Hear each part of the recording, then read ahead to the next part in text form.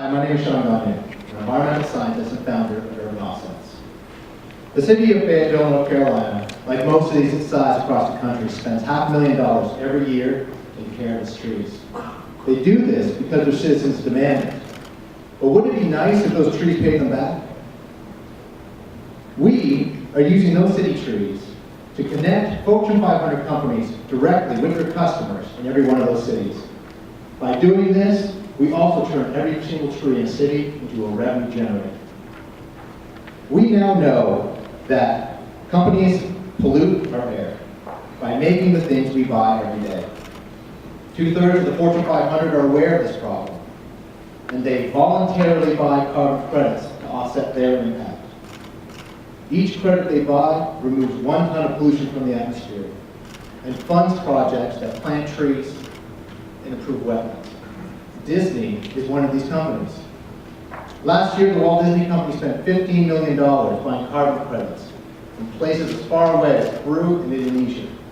The problem is they only received a commodity for the purchase, the credits themselves. We know that carbon has the potential to be much more than just a commodity.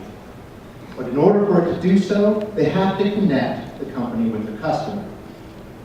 If Walt Disney Company spent $15 million buying carbon credits from Atlanta or Richmond, they would receive the same number of credits and done the same service to the environment. However, they also would have invested directly with their customers' community. They can't do that until today. Our innovation is a marketplace for Disney and gives them access to every tree, on every street, in every city across this country. Cities use our platform to take care of their trees and use our marketplace to sell their carbon credits to Disney and the rest of the Fortune 500.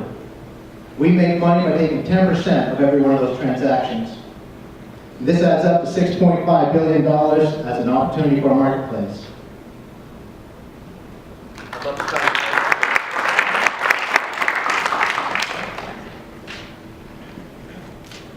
Can I tell you what we're raising? Yes, please do.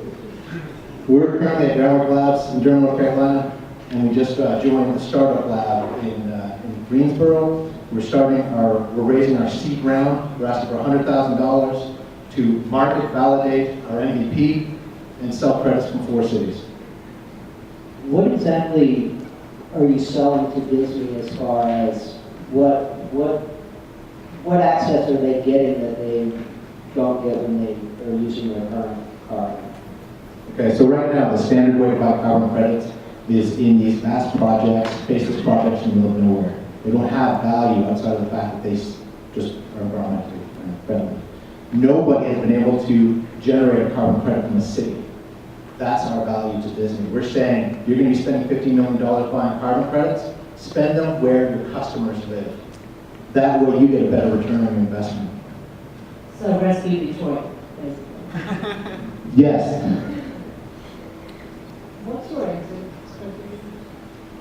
Our most attractive exit strategy, because we're so focused, is, okay, there is one group, it's called Climate Action Reserve in California. They're the ones who created the protocol that we have to use when we're collecting our data. John Nickerson is the urban forester. He has told me that they would like to purchase our software and make every city around the country use our software. That saves their costs, it reduces any problem with third-party verification, make sure that there's a standard that is upheld across the board. And we're the only ones right now who are doing this.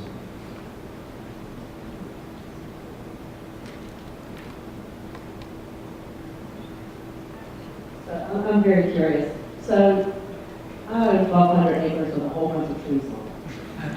So if I wanted to sell my carbon credits and make that available to sports car enthusiasts to support new owned businesses, how would I do that? I mean, is that, you're going down to that level of cities and towns and businesses that you're making marriages where the connection is what's important? You're exactly right. There's 2 things that go on in the carbon market. There's the regulated and the unregulated. Regulated is driven by the lowest cost. Unregulated is what's the story.